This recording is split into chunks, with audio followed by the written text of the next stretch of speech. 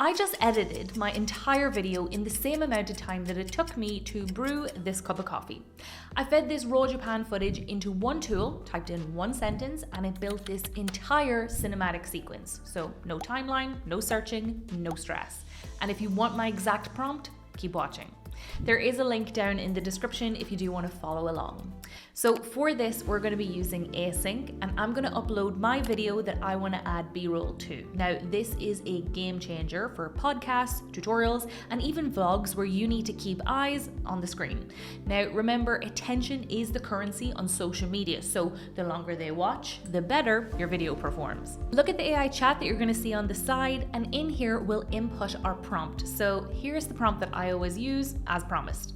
Watch my video and add appropriate B-roll to make it more dynamic. And because I'm feeling extra lazy, I'm also going to ask the AI to add in matching sound effects and background music, and don't forget to mention to keep the music low so that you can still hear you speaking. Now, the AI is actually going to pitch us a storyboard with timestamps, and in here you can tweak them or just approve here by typing yes, and just like that it overlays everything perfectly. My video is done.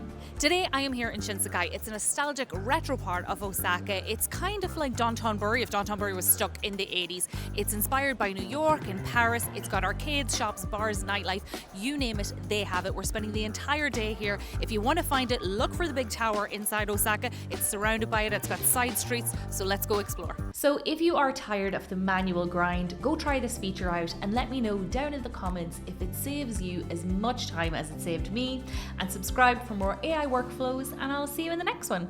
Bye.